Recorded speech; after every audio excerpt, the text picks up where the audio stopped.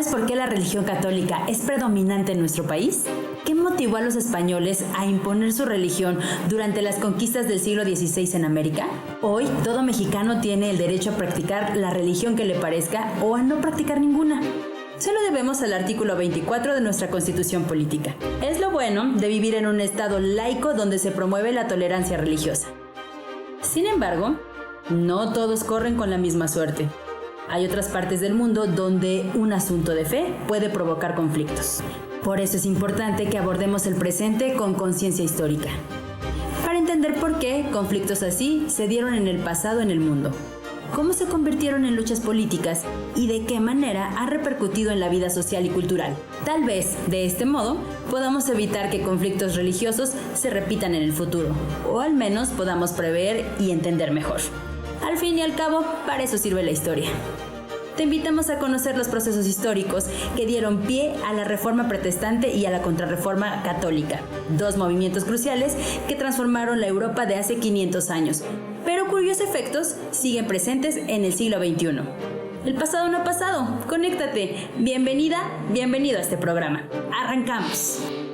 ¿Alguna vez te has preguntado por qué tantas iglesias mexicanas son así de bonitas, tan llenas de adornos y tan espectaculares? ¿Por qué tantas iglesias mexicanas están así de adornadas de manera tan espectacular? Pues más que nada es como para hacer que la gente como que se meta más a la religión. O sea, no es porque esté adornada, sino porque, vaya, la gente que ha estado en una iglesia, o sea, chiquita, o sea, yo conozco a mi iglesia, a donde iba yo antes, que está cerca de mi casa. Yo cuando recuerdo, porque hice ahí mi comunión y mis 4 años, tengo el video, y la iglesia de ese entonces era chiquita, estaba chiquita y no estaba tan ostentosa. Entonces ya con los pasos del año, pues obviamente se van arreglando, se van modernizando, se van haciendo mejores, se van haciendo más bonitas, para que, o sea, siento que la gente que va, para que se sienta como más a gusto, como que se sienta como para, que se sienta más a gusto, más que diga, bueno, estoy dando, porque ve que luego pasan con su propinita para ver si quieres ayudar. Y o sea, y es válido, porque si quieres ayudar, pues está bien. Pero esa ayuda se le va a la iglesia a la que tú estás yendo, o sea, a la que tú le estás poniendo, a la que a ti te están ayudando o a la que te está dando como refugio, por así decirlo. Entonces es como un ganar para todos. A lo mejor lo hacen como algo ilustrativo que llame la atención en a lo mejor formar esa parte de esa religión, o varía mucho en las creencias de que pues a lo mejor si le pones un ejemplo como luego están como tienen oro o algo así de esas partes, a lo mejor muchas creencias de que te va a ir bien, te va a ir mal. Entonces, o a lo mejor es un incentivo hacia que te guste esa religión. Yo pienso que es por tradición o por creencia de los mexicanos, que sería así como que si le ofreces algo, o sea, algo caro, por decirlo así, como el oro y así, pues te va a ir bien en tu vida y así. Yo pienso. Pues yo me imagino que llega a haber mucha devoción hacia esa religión, entonces pues se necesita estar bonito para que ellos sientan que está bien y que mucha gente puede venir hacia ellos. Además, pues la gente es creativa, entonces le gusta decorar mucho. Pues considero que es una tradición que ellos van siguiendo y también como que pues sí, son muy creativos y a lo mejor como sus colores y cosas así para que se vea muy, muy impresionante. Se destacan mucho porque tienen una estructura muy grande. Entonces yo creo que esto es principalmente por la tradición, por cómo eran antes y así las mantienen hasta ahora. Ya hablando de la decoración interior, yo creo que, bueno, además de, pues para darle un aspecto, pues que se vea bien, que se vea bonito, yo creo que cada elemento que contiene tiene como un significado, ya sea cada pintura, cada cuadro, cada cosa que hay tiene un significado. Un buen número de iglesias mexicanas son así porque son iglesias barrocas, verdaderas obras de arte. El barroco fue un movimiento cultural y artístico del siglo XVI y XVII que se caracterizó por la complejidad y dinamismo en sus formas, como cuando alguien se maquilla mucho, o embellece su casa un montón, o prepara un platillo con demasiados ingredientes. Así es algo barroco, una forma de expresión que solo pudo originarse gracias a la Reforma y a la Contrarreforma. Ya explicaremos esto. Por ahora, toca estudiar nuestro tema desde el mero principio. El siglo XVI ha sido conocido como el siglo de las reformas. En aquel entonces, en Europa, se produjeron transformaciones pero tan importantes que de verdad cambiaron el rostro del mundo. Las artes prosperaron, las ciencias también. Esto debido a un emocionante movimiento intelectual que hoy conocemos bajo el nombre de Renacimiento y que colocaba los valores humanos por encima de todo, incluso por encima de Dios. Como te podrás imaginar, estas ideas no hicieron muy feliz a la Iglesia, a la que finalmente afectaron. Cada vez más europeos se interesaban por los antiguos griegos y romanos, en lugar de acercarse a los sacerdotes. La anticuada Edad Media se iba quedando atrás y nuevos descubrimientos sucedían a cada rato. Los viajes de Colón hacia América, por citar uno de los acontecimientos más trascendentes de esa época. En este contexto apareció en escena un fraile agustino de 30 y tantos años llamado Martín Lutero. Había nacido en Alemania y sus superiores se quejaban de él por poseer una mente súper inquieta. Lo que nadie imaginaba es que este joven tan listo iba a sacudir la historia de la Iglesia con una idea tan simple como poderosa: volver a la pureza del Evangelio. El fraile Lutero creía que su religión había sido envenenada por el pensamiento de Aristóteles y la tiranía del Vaticano, o sea, por la filosofía y los papas. Tanto razonar como los griegos y tanta corrupción en la Iglesia habían afectado la fe de un modo definitivo, sobre todo la corrupción. A inicios del siglo XVI no era nada raro que un puesto eclesiástico se pudiera comprar o que muchos sacerdotes fueran unos pillos, borrachos y hasta ignorantes de la misma Biblia. Alguien tenía que hacer algo, y ese algo le tocó a Martín Lutero. Si hubiera habido internet, seguro se habría convertido en un influencer. Pero estamos hablando de 1517 y en ese entonces tuvo la suerte de contar con una máquina recién inventada y muy importante: la imprenta. Este maravilloso invento, que por sí solo transformó la historia, le fue de mucha utilidad a Lutero para difundir sus ideas. Sucede que sus ideas llegaron a muchísima gente a partir de que tomara una decisión. El 31 de octubre de 1517, clavó unas hojas en la puerta de la Catedral de Wittenberg, en Alemania. En esos precisos instantes estaba surgiendo un movimiento que provocaría muchos conflictos en el mero centro de Europa: la Reforma Protestante. De paso, se conocería al hereje más famoso de la historia. Ese enorme cisma o división abrió una nueva forma de vivir el cristianismo. No vamos a enlistar ahora cada una de las 95 tesis enunciadas en dichas hojas como crees, pero sí vamos a enunciar algunas de las principales aportaciones, las cuales fomentaron el pensamiento que sería definido como protestante, por justamente protestar contra la autoridad de los papas y la corrupción del Evangelio. Veamos. La gente normal podrá leer, interpretar y disfrutar de la Biblia en su propio idioma y sin censura. Las mujeres estarán facultadas para ostentar cargos importantes, como el de obispo. La gracia de Dios no tiene precio, o sea que ya no es necesario pagar por indulgencias al Papa para el perdón de los pecados. La indulgencia consistía en que era necesario pagar cierta cantidad de dinero para que la Iglesia te perdonara algunos pecados. Ya solo van a existir 2 sacramentos, el bautismo y la comunión. Nada de confesarse con curas, ni casarse por la Iglesia. La Virgen y los santos no serán venerados, nada de imágenes en las iglesias, tampoco las de Jesús. Los sacerdotes ahora ya podrían casarse. Al contrario de la Iglesia Católica, Lutero sí aceptaba el matrimonio entre sacerdotes. Él mismo se casó, etcétera, etcétera, etcétera. En términos generales, Martín Lutero propone la libertad de pensamiento que hasta ese momento resultaba insólita. Ni lento ni perezoso, el Papa en turno, León X, terminó excomulgándolo. Y es que, además de meterse con algunos asuntos más delicados de la Iglesia, la Reforma de Lutero cuestionaba que esta institución estuviera tan dentro del juego del poder. ¿Qué consecuencias traía consigo la reforma protestante en Europa?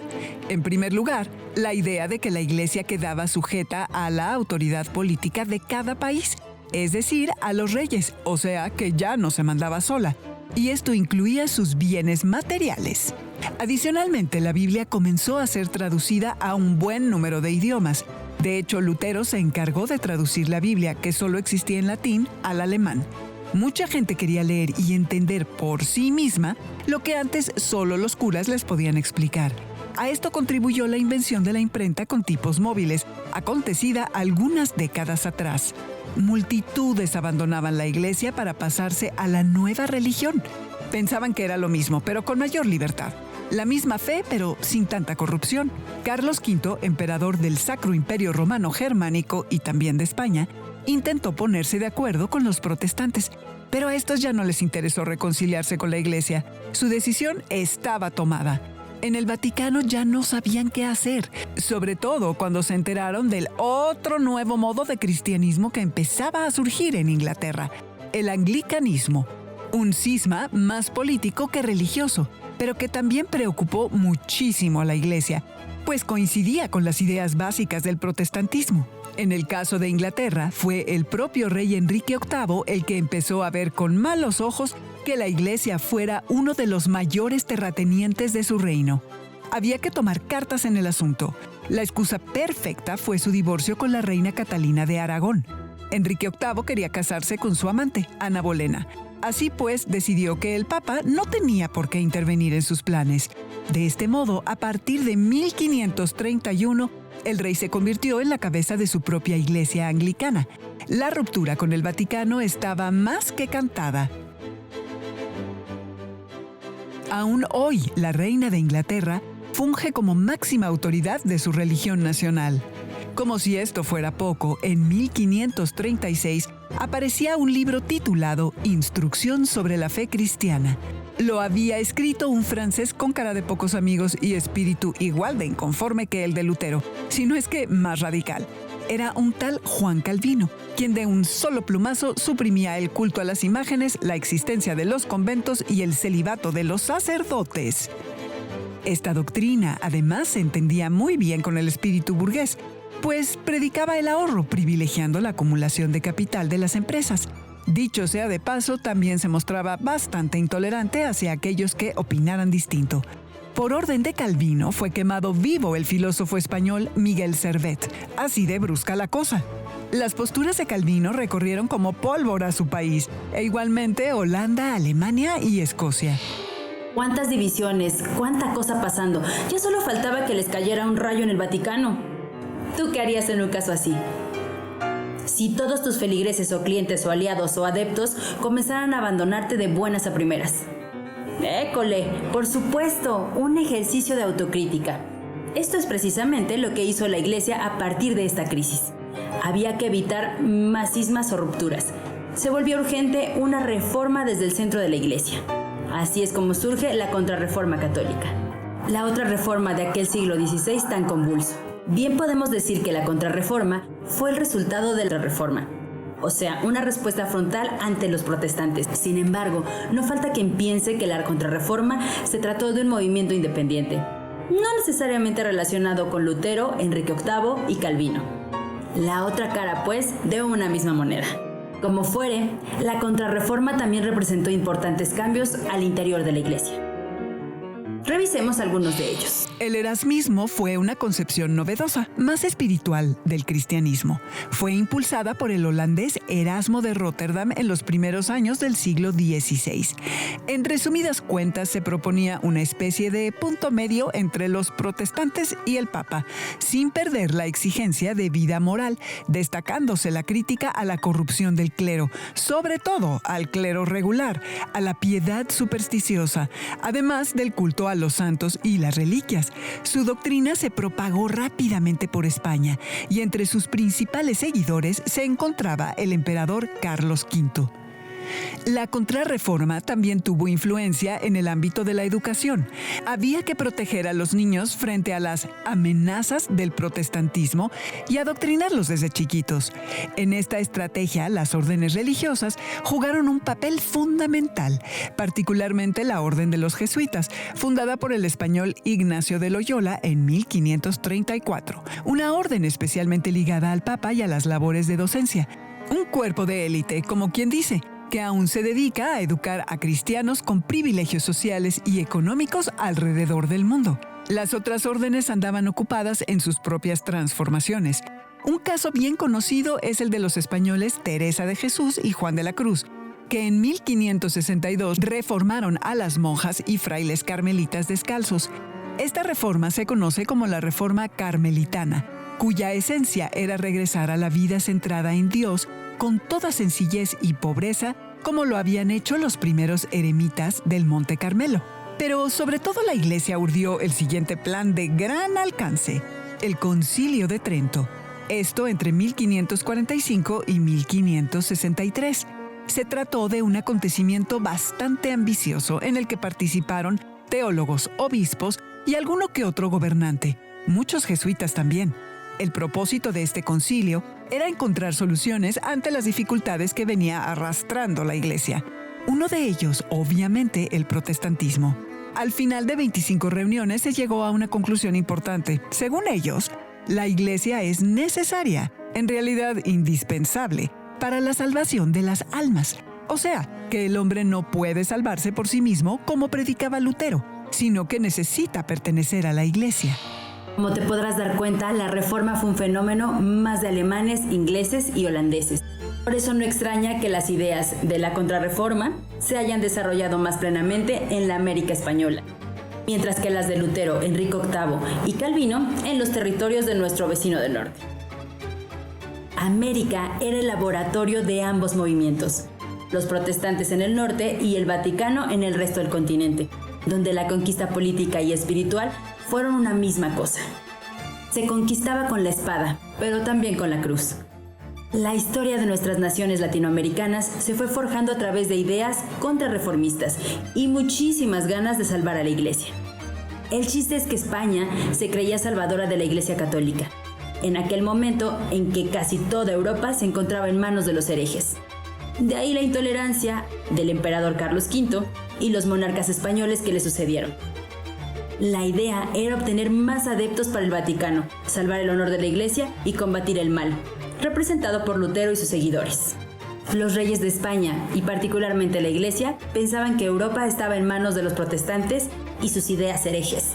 Por eso, había que convertir a todos los habitantes de América en católicos, para que dicha religión creciera y se consolidara frente a las amenazas del protestantismo en Europa. Así se impuso el catolicismo en tierras mexicanas, a la fuerza. Por eso mismo, en nuestros días, el catolicismo continúa siendo la religión mayoritaria en México, con un 77.7% según el censo del INEGI del 2020, frente a un 11.2% de protestantes. En México, como en América Latina, existe mucha gente que se asume como católica. Conocer la Reforma y Contrarreforma nos permite comprender mejor el presente, de forma que sepamos dónde estamos situados y hacia dónde nos queremos dirigir. También estos procesos pueden ayudarnos a entender, claro que sí, por qué nuestras iglesias barrocas son así de bonitas. Están llenas de adornos y espectaculares, entre otros asuntos interesantes. ¿Qué es el barroco? El barroco es un periodo, es una serie de características estéticas, pero también una forma de vida. Durante el siglo XVIII se acuñó este concepto de barroco, hablando sobre la imperfección del arte que se había generado anteriormente, y lo cual conllevaba la idea de colores, de tonalidades, de formas altamente rebuscadas, complejas, y que para ese momento ya se veían criticables. ¿Cómo explicar, a partir de las ideas de la Contrarreforma, que tantas iglesias barrocas en México sean así de espectaculares y tan profundas en su ornamentación? ¿Por qué las hacían así? Las construyeron de esa forma fundamentalmente porque las comunidades de distintas regiones del país buscaban enaltecer a Dios desde una perspectiva muy particular que proponía la espiritualidad de ese momento. Las obras arquitectónicas y escultóricas invitaban a la reflexión y sobre todo a ese ideal de ascender en el espíritu hacia, pues, propiamente Dios. ¿A través de qué otras manifestaciones culturales podemos apreciar actualmente la huella de la Contrarreforma en México? El arte contemporáneo muchas veces dialoga con las formas de expresión de antaño, sobre todo con lo que conocemos como barroco. Y eso lo podemos constatar en la obra de muchos artistas, pero también hay formas teatrales, musicales, que nos llevan todavía a esa época del barroco. Sobre todo las fiestas, las procesiones, las mojigangas y otras celebraciones de carácter popular básicamente están ligadas a las formas del barroco. ¿Cómo es que la Reforma y la Contrarreforma se convirtieron en acontecimientos culturales más allá de lo religioso? A fin de cuentas, una manera de ver la realidad, de ver el mundo, de ver la trascendencia de las personas conlleva a buscar que todo eso de alguna forma se transmita en cada uno de los aspectos de la vida cotidiana. En el comer, pero también en qué se canta, en qué se baila, en cómo se viste, en cómo se decora. Y por eso podemos ver tanto en el ámbito de la Reforma como de la Contrarreforma esas derivaciones en cada uno de los aspectos. ¿Cuáles serían las principales diferencias entre el arte de la Reforma y el arte producido por la Contrarreforma? La Reforma vamos a encontrar una sobriedad que es característica, una eliminación de representaciones, sobre todo de santas y de santos, y se enfocan fundamentalmente en una elegancia y en un boato, pero que no va a tener las características de exacerbadas, de tonalidades, de colores, de dorados, de formas rebuscadas que se van a observar en el arte de la Contrarreforma. Para terminar, podemos concluir que estas dos transformaciones europeas, la Reforma Protestante y la Contrarreforma Católica, lograron influir en lo político, social y cultural de su tiempo, más allá de lo religioso, y por supuesto, también en la América de nuestros días. Lutero tuvo una idea de ruptura, lo siguieron Enrique VIII y Calvino, y un buen número de feligreses decepcionados por la Iglesia. La Iglesia optó por transformarse a sí misma a través de una Contrarreforma. Total, que esta enjundia terminó siendo sembrada en América, continente invadido por esos mismos europeos en aquel mismo siglo, el XVI. Lo religioso terminó volviéndose político y militar, y también artístico. ¿De qué maneras reconoces la huella de la Contrarreforma en tu vida cotidiana? ¿Qué harías en tu comunidad para evitar que cualquier creencia religiosa pueda desembocar en un conflicto? Nos da mucho gusto que nos hayas acompañado en este programa de Conciencia Histórica, en el que, como ya es costumbre, hablamos de procesos históricos que nos ayudan a comprender cómo se ha ido conformando nuestra sociedad, nuestro pueblo, nuestra cultura. Y en fin, ¿por qué somos como somos? Ayúdanos a construir este programa juntos, danos un like y no dudes en escribirnos. El pasado no ha pasado. Conéctate. Nos vemos y escuchamos muy pronto.